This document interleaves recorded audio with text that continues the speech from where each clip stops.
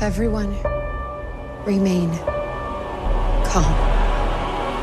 Yeah, that's how it always starts. But then later there's running and screaming. Somebody talk to me! What is happening? Welcome to Jurassic World. You're listening to the Jurassic Park podcast. You want to consult here or in my bungalow? Hold on to your butts. Well, we're back. Hello, and welcome to the 34th episode of the Jurassic Park podcast. I'm your host, Brad Jost, and we're here to discuss all things Jurassic Park. In this episode, we have a ton of news, a great update on all the best 2015 dinosaur news, in a discussion with Sabrina and Garret from I Know Dino, the Big Dinosaur podcast. We also have some listener emails, and we'll wrap things up with a preview of Sabrina and Garret's top 10 dinosaurs of 2015. Now, my recorder failed this week while doing the interview with Sabrina and Garret, but luckily they backed me up with a recording and sent it over to me. So thank you guys so much for the save. I also want to say we finally started up a Facebook page, so make sure you go search for us, or you can just type in facebook.com/Jurassic Park Podcast. Make sure to go give us a like over there because we're starting a really great community and I want to make sure that you all join in. So why don't we get things started off with a bit of Jurassic news from around the world. 18 minutes and your company catches up on 10 years of research. Access made program. Access new security. These pictures were taken in hospital in Costa Rica 48 hours ago. I don't want to jump to any conclusions, but look. Boy, do I hate being right all the time. But today, I guarantee it. Billionaire Wang Jianlin has bought the co-producer of Jurassic World, Legendary Entertainment, for $3.5 billion. Now, this is a huge deal for Legendary, and it gives them a bit more financing on the back end. So it does mean that there may be a bit more Chinese influence on the American film market at this point. Recently, we have seen a lot of big-budget films, such as Transformers, The Dark Knight, among many others. They have held scenes within China to absorb some of that Chinese market and make money overseas. Now, with this deal, it's very easy to imagine that any Legendary produced films will give China more than a quick scene or a small cameo from one of the Chinese actors. Now, do any of you remember out there was an original plot of Jurassic World? It revolved around them finding a new skeleton in China, and I believe it was at the beginning of the film. You know, it really makes me wonder if that scene will find its way into the sequel somehow. If you want, you can go take a look at the story within the link to our show notes.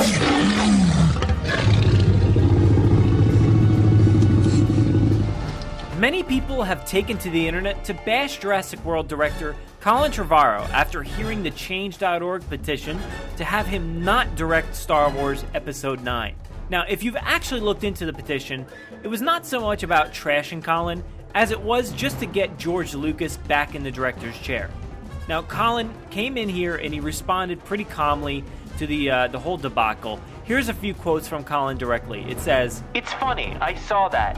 And it was on a day where I was at Lucasfilm giving this big speech to everyone about how we want to channel the invention and just the raw creativity that was the boldness that George brought to these films, and not being afraid that we're going to embarrass ourselves by doing something that might be crazy." He also goes on to say, "When George Lucas made Star Wars, a lot of people thought it was crazy. When you try to pitch what that movie's about, if you've never heard of Star Wars before, you say, here's a character, his father's part robot, but he can also do magic. And then there's this guy who can fly in a spaceship, and he's got a dog for a friend. It sounds insane, but it's the greatest story ever told. I just want to embrace that kind of invention and creativity that he brought to it." All right, here's the thing. The petition in no way will work. So to me, it just seems like another thing to make Colin feel bad, even though he seems like a pretty stand-up guy, and he really handled this situation well. Now, I think the guy needs a break from all the internet trolls, so I just want to petition all the listeners out there to tweet at Colin and let him know he did a great job with Jurassic World and that we are really excited to see his take on Star Wars.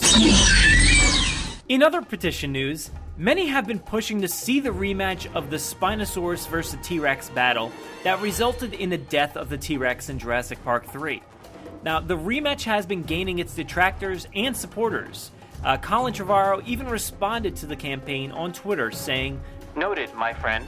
Now, I really don't take that as any kind of confirmation for the next film, and personally, I do not want to see this happen. I think we've already seen it, and just because we don't like the way it ended doesn't mean we need to see it again or see the T-Rex win this time. But what do you all think? I'll post a link to the Facebook group in the show notes if you're on board for this sort of rematch. A little while back, we heard that J.A. Bayona was being pulled in to direct the sequel to Jurassic World, but that his commitments with World War Z got in the way. Well, that doesn't seem to be a problem anymore, as he has dropped out of the zombie film sequel. Does this mean Universal will get the director that they wanted? Who knows? But it seems kind of likely that they could pull him in at this point. What do you think about J.A. Bayona possibly getting the job? Now, you can go and find a link to the story in our show notes. It looks like the track is complete on the new Jurassic Park ride, The Flying Dinosaur, in Universal Studios Japan.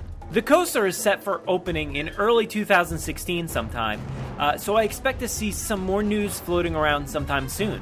In the meantime, you can head to our show notes and find a link to the pictures of the completed track. Last week, the Oscars announced their nominees for the award show later next month. Well, Jurassic World did not come away with any nominations, unfortunately. Now, many of you, of course, have shouted out online, bashing the film, saying it didn't deserve any nominations, but I think a lot of you will agree with me by saying it could have at least deserved an original score nomination. Michael Giacchino did an amazing job with the score, blending the new with the old, and I know many of you have enjoyed it immensely, as have I. Now, I think it could have garnered a visual effects nomination, possibly something with sound editing, but it's a shame the film didn't come away with anything. But typically, films like this in this genre are not nominated anyway, so hopefully there's some better luck next time. An awesome new exhibit has opened up in New York's American Museum of Natural History. Now, the Titanosaur has been brought to life in the halls of the museum, spanning a ginormous 122 feet.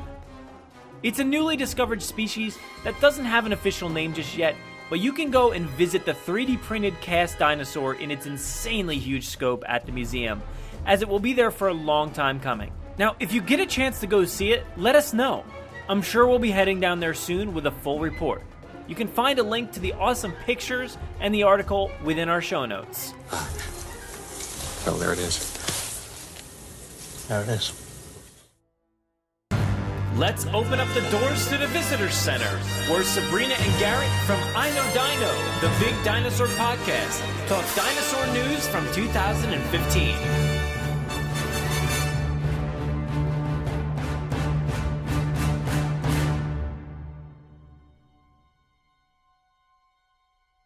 "2015 was an amazing year for fans of Jurassic Park. But we also can't forget about how amazing it was for dinosaur news. So this week, I wanted to discuss some of the best dinosaur news from 2015. So I brought back Sabrina and Garret from I Know Dino, the Big Dinosaur podcast. So guys, do you think 2015 was a good year for dinosaurs? Oh, definitely. Yeah. Yeah. I don't usually get to cover too much in our news section. I try to focus mostly on Jurassic Park stuff, but every now and then I'll throw in some news here and there. But you guys, on your show, you tend to cover everything, and I love that about your show. So I listen every week, and hopefully everybody out there goes and finds your show if they haven't already, since we had you guys on previously. So I think you guys are the best ones to discuss this stuff, so let's get into some of it. So there was a lot of different dinosaur discoveries throughout the year. What do you guys know about them? So my favorite dinosaur discovery was this dinosaur called Dakota Raptor. And oh, nice. Yeah, it's got a good name. Raptor is always a good starting point. So this one, it's a lot like the quote-unquote Velociraptor from Jurassic Park that I think we mentioned is more like a Utah raptor. It's similar in size. Yeah. It definitely had big, strong feathers on it. So they were even debating about what it used its feathers for. Like maybe it trapped prey with them, or like held its babies in like a pen using its Yeah, because it couldn't fly. Yeah, it couldn't fly, but they were like abnormally strong feathers on its forearms. And then it had a huge claw, just like Deinonychus and all those Utah raptor, Velociraptor did. And it was really fast. They could tell that it was like one of the fastest dinosaurs, and really powerful. It had, a strong mouth, and it was around at the very end of the Cretaceous, so it was in there with T-Rex and in the same formation, which meant that there would have probably been packs of these kind of fighting against T-Rex and possibly taking them down. So nice. Wow. Pretty awesome. That's pretty brutal. Yeah. Yeah. They show, like in Jurassic World, they have the scene where the Velociraptor or Deinonychus or Utah Raptor or whatever is attacking the T-Rex, but they weren't around at the same time. So this is the first time we've seen a really big raptor and T-Rex in the same spot. Oh, yeah, possibly like encountering each other in that same era. Yeah. That's pretty cool. Yeah. Yeah, I think a lot of people tend to view dinosaurs with wings and feathers and stuff like that as like not so scary, but this one that you just described sounds pretty terrifying. Yeah. And I don't want to come across a pack of those ones. Yeah, it's really cool. Yeah, imagine if it trapped you. Yeah. Oh, God. Yeah, with its super strong wings or whatever it has. Oh, God. Yeah, it sounds totally crazy evil. Yeah, yeah. Yeah, so I think that was my favorite, like, actual dinosaur that was discovered. The most interesting scientific discovery that they got out of the paleontology of all this dinosaur stuff was probably some protein that was discovered in a dinosaur bone. So I think last time we were on, we might have talked about how getting DNA out of a dinosaur bone is really unlikely. So the way you can do it is by, like, reverse evolution on a chicken. Did we talk about that at all? Ooh, yeah, I think we did. It sounds really familiar. Yeah. Yeah, so you could there's a guy and he says he's going to make a chickenosaurus, basically. Oh, yeah, the chickenosaurus. Yeah. that brings back some memories. Yeah. So that's Phil Curry, right? No, that's Jack Horner. Oh, yeah, Jack Horner. Oh, was it? Yeah. Yeah, that's right. Okay, I remember he came up with that. Yeah, so it's really cool, but part of that is because it's so hard for DNA to get preserved over a really long period of time. And so they were really surprised when they found some of this protein that was actually preserved in a 75 million year old fossil. So, yeah, it was more or less by accident. They didn't have any real strong reason to think that this bone was special or anything. But they found some collagen and some amino acids and things like that that are pretty close to DNA. So yeah, that's pretty insane, because if you think about it, they have to test everything. Like you said, that one didn't seem to be too special. Yeah. So the fact that they test all this stuff and they dig it up and it doesn't look special, it's pretty insane that they end up finding things years and years later. Like I can't imagine how they do that. Yeah. Yeah, so another news story where they found something after a super long time is some things called melanosomes, and we talk a little bit on our podcast about the science, but I'm not going to get into a lot of depth. It's basically these little proteins that are in any kind of hair or feather that give them their color. So specifically, they found both round and rod-shaped ones, and if it's rod-shaped, that means that it was probably a black feather. And if it's round, it means it was probably a red feather, like a red-headed person like I am. So we can tell that some of the dinosaurs were those two specific colors based on the feathers. That's pretty insane, because I guess everything that we see, all these recreations and everything, it's just our own imagination, essentially. We're kind of guessing in a way. But now it seems that they're actually finding real discoveries of how these things looked for real. So that's really, really cool news, I think. Yeah, it's really cool to see, especially like the black ones and the red ones, because usually they're depicted as like green. I'd say is the most common, then maybe brown after that. Yeah. And the other thing that goes with that is we still need to find a different technology if we want to find other colors. So like birds can be pink and blue and yellow and all sorts of crazy colors, but those don't have melanosomes going with them, unfortunately. So we're going to have to find something else that might have fossilized in order to figure out the color of... What if Dakota Raptor was just bright pink? Yeah. Yeah, that would be pretty awesome. Yeah, it really depends, because don't some birds change their color depending on what they're eating? Like isn't that like a flamingo? It just depends on what it's eating, right? Yeah, that's true. I think that might be, maybe that's why pink, it's caused by its food rather than these melanosomes. And then, so that's pretty interesting, because birds are all crazy colors, and I don't know how we can possibly guess what these dinosaurs were. Yeah, and then the other, just a quick aside, is that birds can actually see a larger spectrum than people can, and they actually have those colors on their bodies. So it's like they have this whole other, they see like into the ultraviolet a little bit, and then they can see those colors and patterns on each other. So some of the birds that just look brown to us actually have patterns on them, but we just can't see them.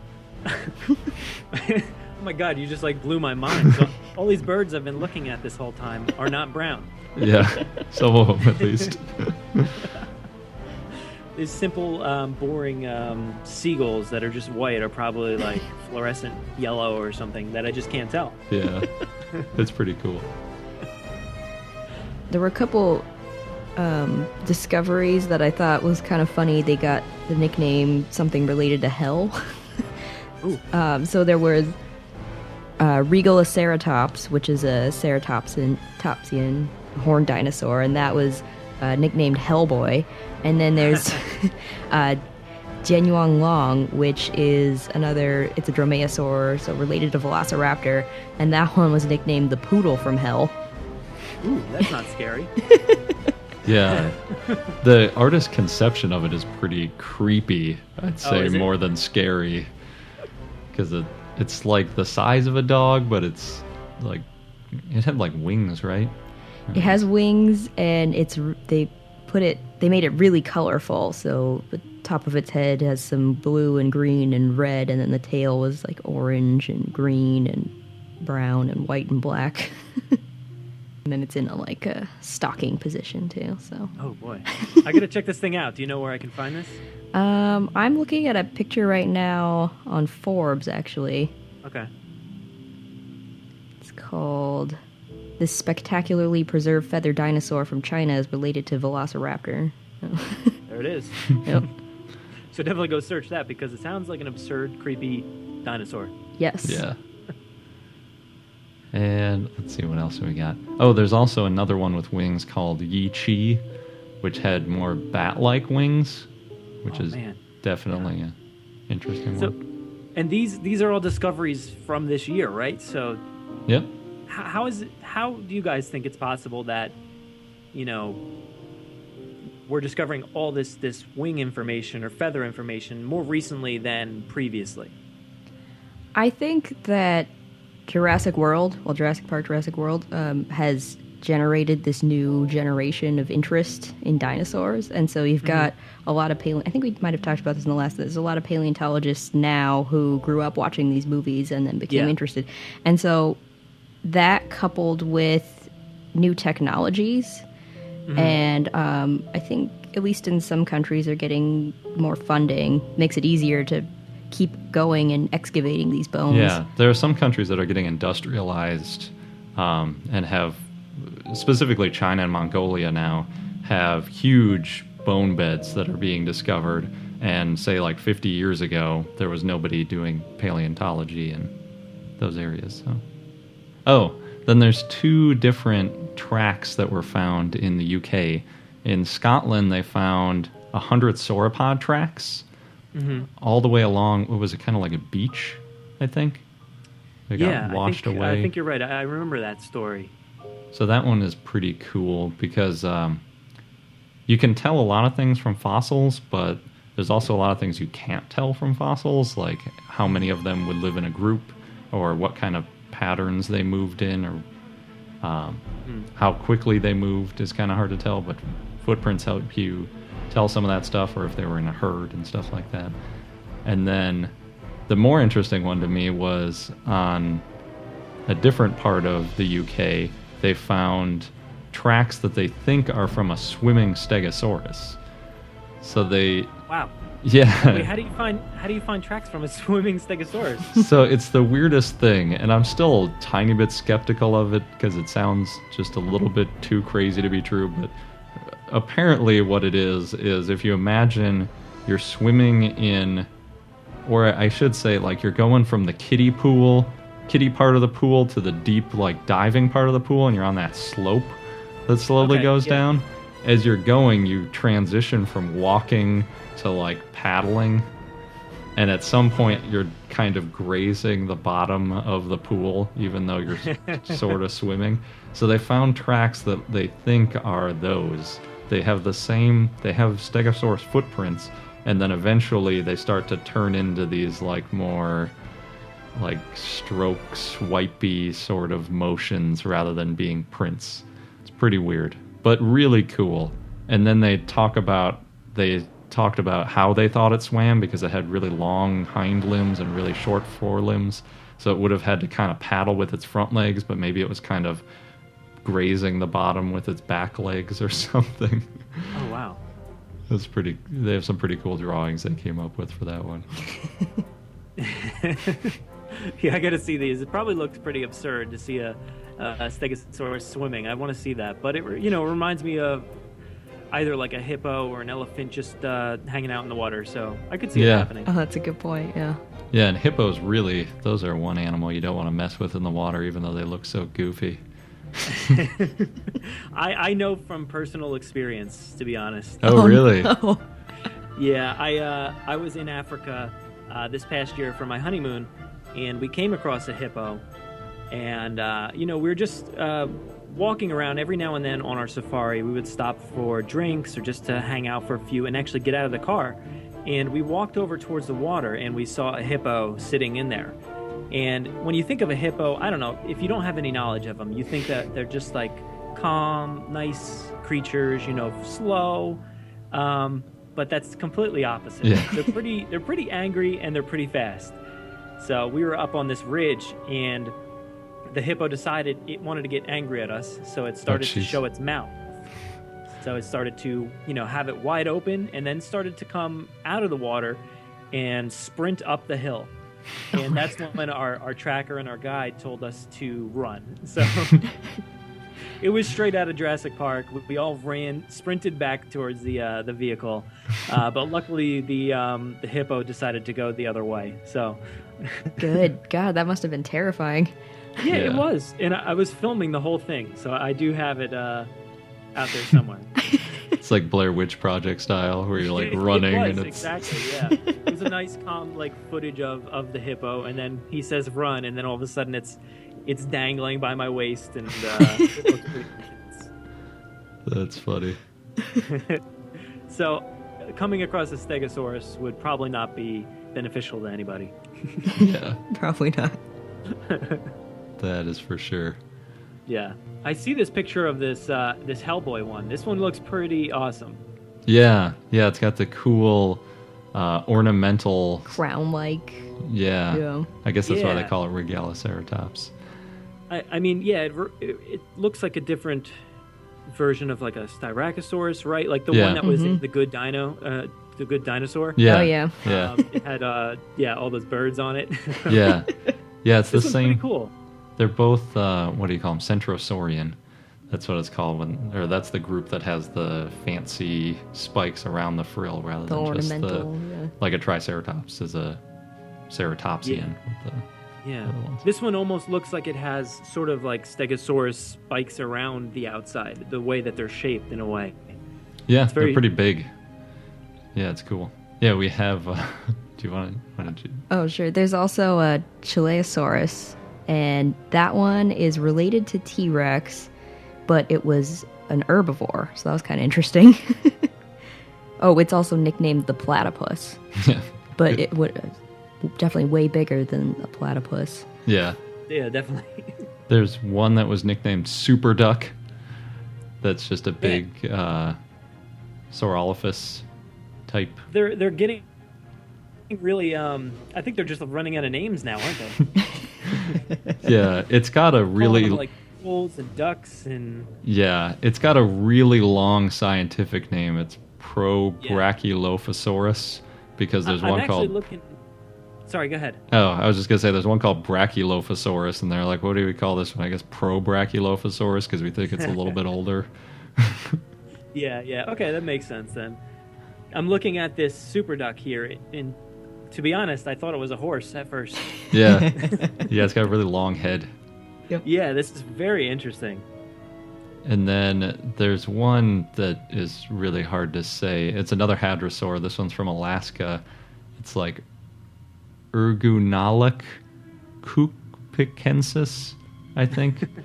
It's all like in Inupiat, so it's not easy to pronounce, but yeah. No, yeah, most of them are pretty difficult. I don't even attempt usually most of the time. Yeah. Yeah, we try, but then for new dinosaurs, it's like, where do you even go to look up the pronunciation? Yeah. If they're brand new, they'll sometimes tell you where the name comes from, and then you can look up those words. But once they're like a couple years old, it's hard to find where the name even came from. And what else? Oh, there's Siberosaurus, which was a titanosaur that was found in Russia. There's one called Pulanosaura, and that means rain lizard. I think it was found during a rainy season, so that partly contributed to the name. Have you seen that? I saw one, Wendy something? Oh, yeah, Wendy Wendyceratops. That one looks pretty interesting. Yeah, it really looks like it has, you know, like you said, the ornamental horns or spikes around the outside, but they kind of look like wilted in a way. They look like they're facing downwards, or kind of like a little bit. They look, yeah, they like lost their strength, and they're basically like what was it? Free Willy. How his thing just curled over. Oh yeah, that's true. But I'm looking at the image now, or the illustration now too, and it kind of looks like they made this dinosaur also look proud in a way. I don't know, something about that upturned. One last one from last year is Cephaloponosaurus, which was found in South Africa, and it's a sauropodomorph. Oh yeah, so it's basically very, very early dinosaur, like early or like mid Triassic, and there was this period when dinosaurs were first starting, and they were going from 2 legs to 4 legs, or 2 legs and 2 arms to 4 legs. Yeah. And they almost look kind of like, if you've ever seen that giant ground sloth thing, where it's like so huge, but you could tell that it could like rear up with these big claws. So yeah, that it's one of those where it has these hands that are like turning into feet, and they're pretty important to figuring out how dinosaurs evolved. So those are always interesting. Definitely. Yeah, I guess if you can figure out that part, you can sort of figure out how maybe they turned into birds and continued. So that's pretty cool discovery there. Yeah. Mm-hmm. So I just recently came across one. I don't know. It may have been. It could have been from this year, 2016. But that just the other day, I heard that they figured out a new, like, their mating ritual, or it was like sort of like a dance or something like that. I don't know if you saw that one. Did you? We did. We're covering it in our next episode, so we haven't looked too much into it yet. But okay, they may have had some sort of courting ritual or mating dance, as you said. That you remember that show Dinosaurs, the Jim Henson? I remember there was one episode called The Mating Dance. Do you remember that episode? No. It was like, that is exactly that. That's how they attracted the mate. And then, I don't remember if it was the same episode where Earl was like teaching his son the dance. That's I think what it was, yeah. That's pretty awkward. Yeah, I guess they probably had to do it somehow, and you see that with a lot of birds and a lot of other animals. There's always these crazy routines they go through. So, I don't put it past dinosaurs to have some sort of crazy ritual like that. That's true. We were just watching a documentary about birds that show how they build their nests to attract. And so one bird was using like all blue things, blue flowers, blue rocks or something. And then another bird decided to use deer poop. Yeah, she's got a ton of deer poop. But then mushrooms started growing on it, so it was constantly plucking them because it was ruining his brown deer poop. Poor guy. He picked the wrong thing. I think he won, though, didn't he? He was the one who got the mate. Yeah. So, wow. I don't know. We're not birds, yeah. Crazy birds. No, yeah, definitely not birds. The other notable mentions are the smuggling things that were in the news. Like, early in the year, there was one at the GemX show in Tucson, Arizona, where everybody trades in fossils and minerals and stuff, and a bunch of them were stolen, so they all got exported. But then the funnier one was just a couple months ago, Nicolas Cage turned out to have bought a Tarbosaurus skull in an auction that ended up being illegally exported from Mongolia. So that was kind of funny. Yeah, I feel really bad for the guy. He seems to have a lot of troubles, and he can't even hold on to his own dinosaur skull that he had. That's sad. Yeah, I thought it was really weird because Tarbosaurus is basically only from Mongolia, and Mongolia doesn't allow exporting of their fossils basically ever as a rule. So if you're buying a Tarbosaurus skull, it's almost definitely stolen. So I don't even know how auction houses are auctioning it off because they should know that it's stolen. But in the news, everyone was reporting it was a T-Rex, so maybe the auction house got confused. They were calling it Tyrannosaurus batar rather than Tarbosaurus batar, just kind of like Brachiosaurus Apatosaurus versus Brontosaurus. Oh yeah, it's just a different classification. I don't know about Nick Cage, like what kind of experience he has with dinosaurs, so maybe I could put it past him for not knowing. But for an auction house that's actually, selling this thing, how do they not know? And like you said, if it only comes from one area, how do you mess that up? Yeah. Well, I think they don't really care, honestly, because apparently it doesn't affect them. If somebody buys something stolen, Nicolas Cage just gives it up and then they don't refund him or anything, so it's just... To make it worse for him, he doesn't even get his money back. Yeah. And he's actually kind of lucky because if he was really unlucky, they could have said, you should have known that was stolen because they only come from this area, and then charged him with criminal penalties. But at least they're not doing that. Yeah, I guess he got off lucky then. Just losing $20 million or so. No, it was $275,000, I think. Oh, okay. Still. Yeah. Yeah. Well, he's taking every job he can these days, so maybe he has enough. Hopefully. So with Jurassic World, people were still arguing about the feathers and the way they're portrayed on TV, on the screen, and I still see arguing till this day about all of that. And specifically, one argument was on my Twitter just recently.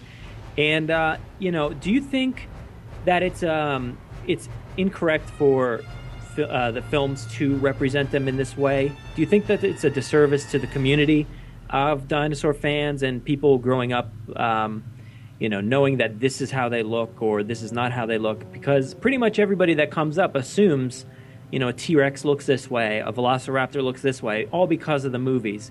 So really, do you think it's doing a disservice to the community by portraying them the way they do in the films? It's kind of a tough question. But I would say in general, I liked... what movie was that? Was that Jurassic World or Jurassic Park 3, I think, when they were starting to add a few feathers and they were doing a little bit. I like it when there's kind of a nod to the science. I don't think they're that far off, though. I mean, I think we might have mentioned there were some paleontologists that basically said Jurassic Park brought the science of the 1990s to a 1990s audience, and then by contrast, Jurassic World is bringing the science of the 1990s to a 2010 audience. But it's still pretty close. I mean, they got all the posture right. There are earlier movies or like Barney, where the tail's dragging on the ground, and where the dinosaurs are moving really slow, or they're like in swamps, or they're whatever.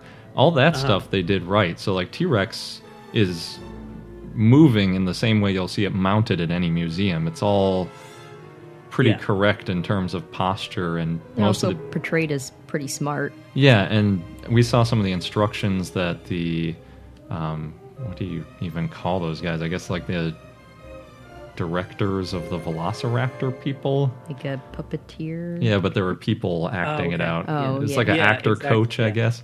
And he was telling them to act bird-like and kind of jerk around. And you could really see that when you were watching the movie. So I think their behavior was pretty close, and they were having them kind of hunt in packs like people think they probably did. And the only thing that you can really take umbrage with is a couple of the names are probably wrong. And they basically just scale everything up is the gist of it. So Velociraptor ends up being close to Utah Raptor because they scale that up. But everything's bigger, and it's a movie, so everything's bigger, whatever. And then the feathers thing is like the only other big thing. Other than that, there isn't that much that's wrong in the movies.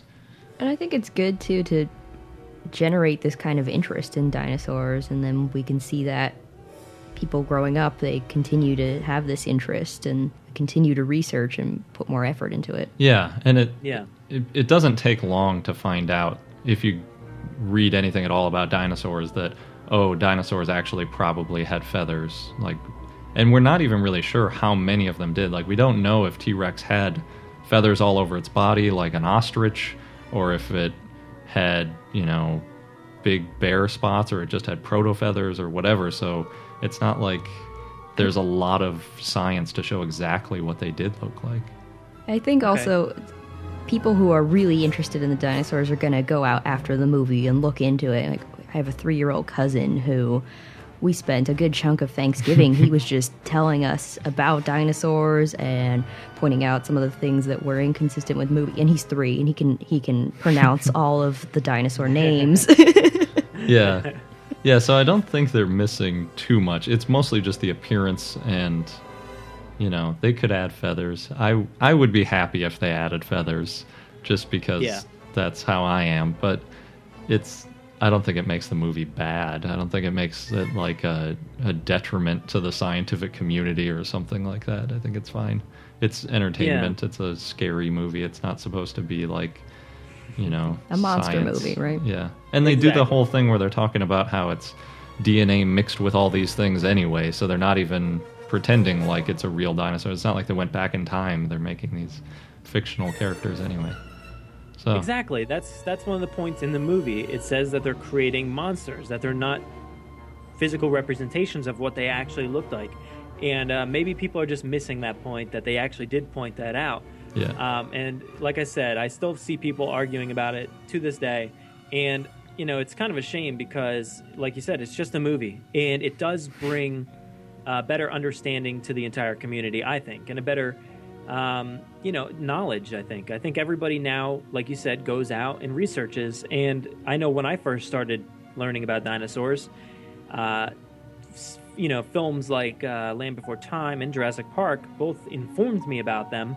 But then I went out and I got books and I got different things to learn about these creatures. Yeah. So, like you said, it's a good way for people to get into the field or to be exposed to it.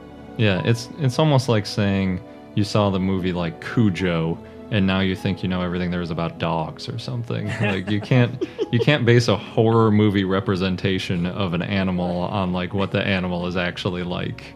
It's never gonna match, and there isn't enough time in the movie to explain the whole thing anyway. Yeah, if you watch that movie, you would hate dogs in general. Probably, you would be terrified of them and think they're all monsters. Yeah. So. Well, I think that about wraps it up. We definitely covered a lot of stuff, and I think if anybody wants to hear even more, and especially news throughout 2016, they got to go find you guys. So where can they do that? Best place is our website, iknowdino.com, and we have links of places you can subscribe to our podcasts, such as iTunes. And also, we do regular blog posts that give you little snippets of the news of the week or summaries of our episodes. We will be releasing a book soon for the top dinosaurs of 2015. We did one for last year, so we're going to do it again. Awesome. Nice. So when can they expect to see something from that? Oh, it might be a couple months. Yeah, as soon as possible, but it might. It might be a month or two. Yeah, but it takes some. It takes a little bit of time to combine everything into one book, right? Definitely. Awesome. Well, thank you guys for joining me, and I can't wait to have you back again. Thank you for having us. We really like your show. Thank you.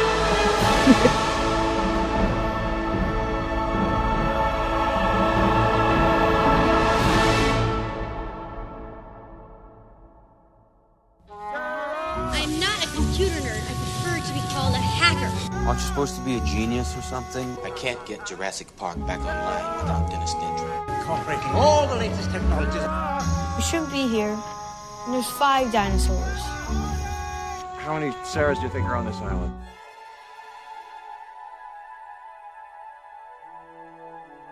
I received 2 great emails this week, and the first one up is from Andrew. He says, "Hi Brad, my name is Andrew and I am a listener from San Diego, California. I love your podcast and I am a big fan of the Jurassic Park franchise. I have a question about the end scene of Jurassic World, when the Mosasaurus takes down the Indominus Rex. Now, I had mixed feelings about the first time I saw it. I felt like it was a weak death because the Mosasaurus came in at the last second and helped out. I thought it would have been a lot better if the T-Rex had just taken the I-Rex down and claimed it for itself without the help of the Mosasaurus. How did you feel about that? Would you have rather had the T-Rex take the I-Rex out on its own, or did you like the way it ended?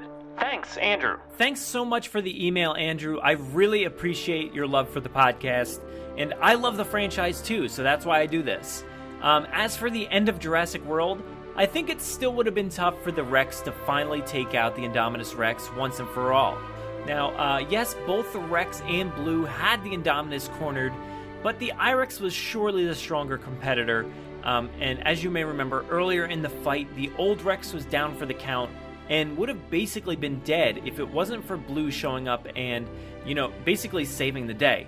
Aside from that, I don't really think Blue had much of an impact on the fight, really just aside from being a distraction for the I-Rex. Now, once they finally pushed her up against the Mosasaurus enclosure, and yes, she was pretty beat up at that moment, but I guarantee you she was ready for a comeback.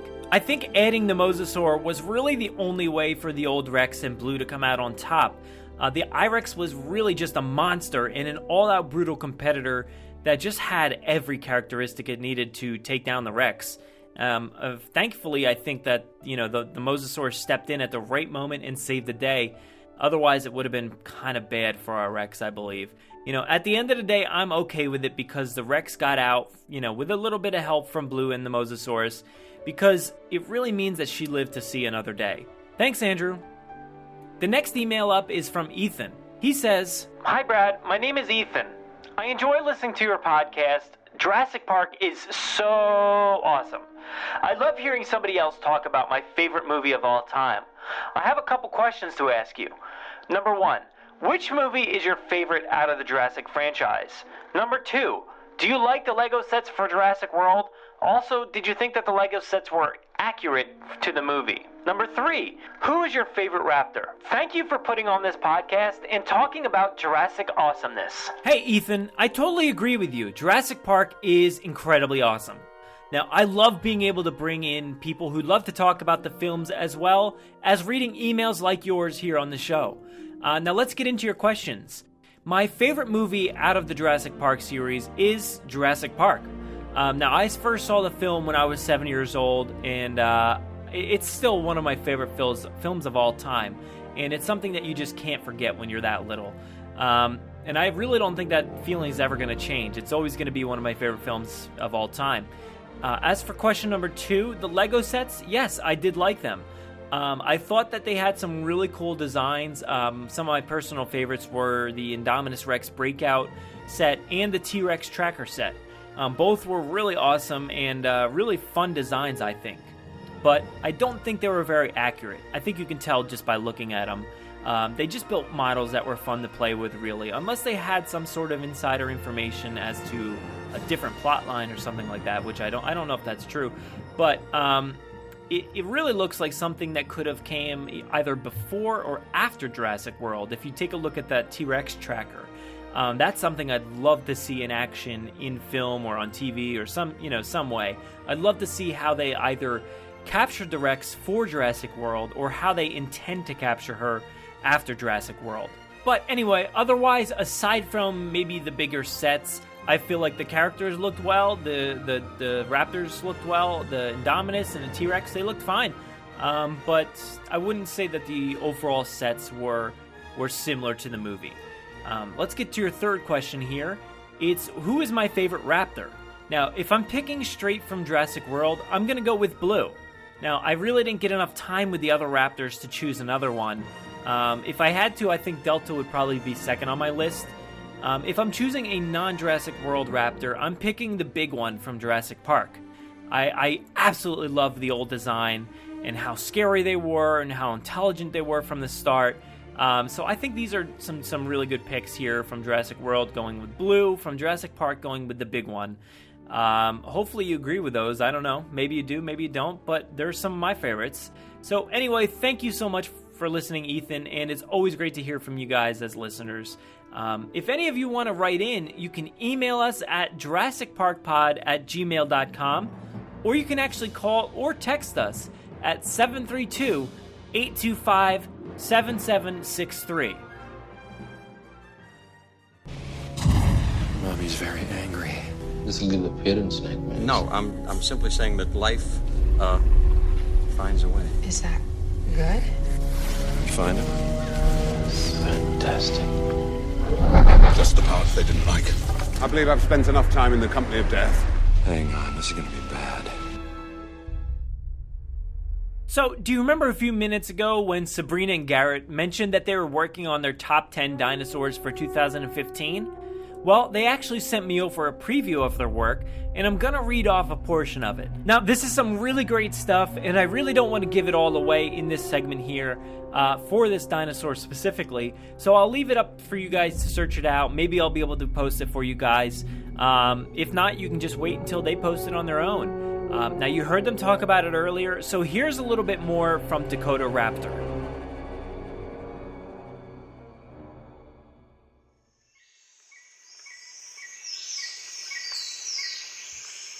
The air is warm and the ground is moist, almost spongy. Dakota Raptor's tiny takes slow, deliberate steps, keeping the sickle-like claws on her second toes off the ground.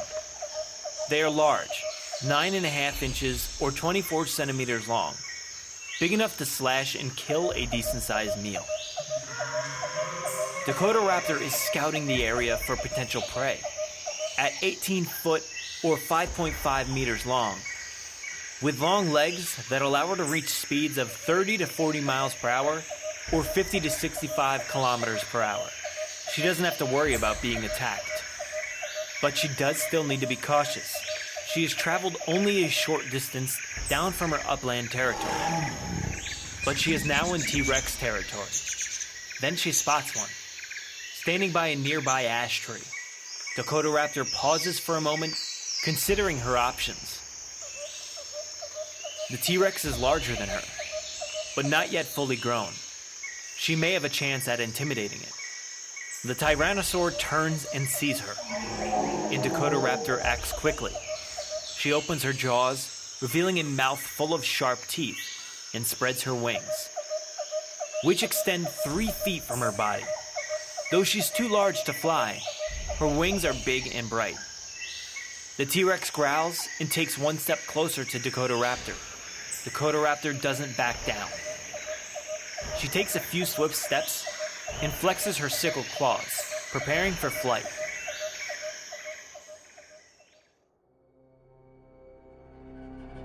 Thanks, guys, for sending that over. It sounds so fantastic reading through it. I can't wait to hear more of it, and hopefully you guys got enticed by that as well. I'll make sure to release what I can for now, but stay tuned, and I'm sure you'll find out more info from their top dinosaurs of 2015 soon.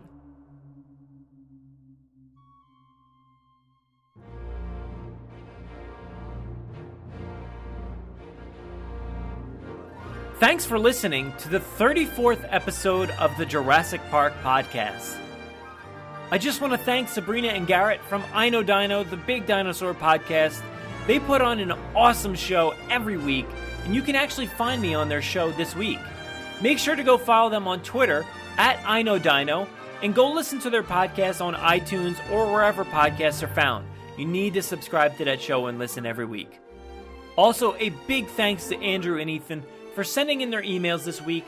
It's always great to communicate with listeners like that, so keep sending in your awesome emails. If you want to interact with us, we do most of our work over on Twitter @Jurassic Park Pod, or you can find us on Facebook now at facebook.com/Jurassic Park Podcast.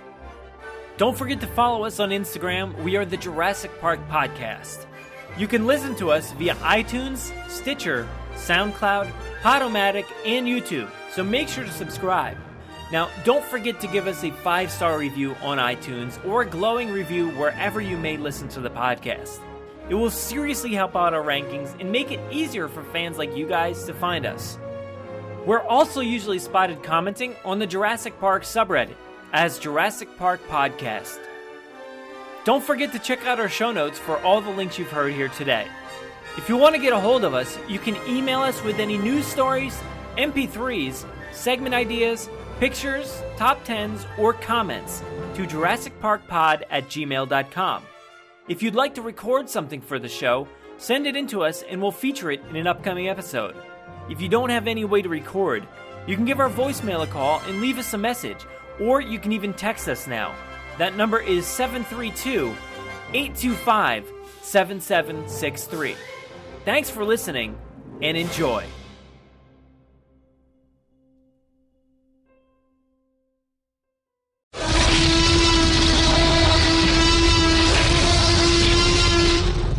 "5 minutes. Drop what you're doing and leave now."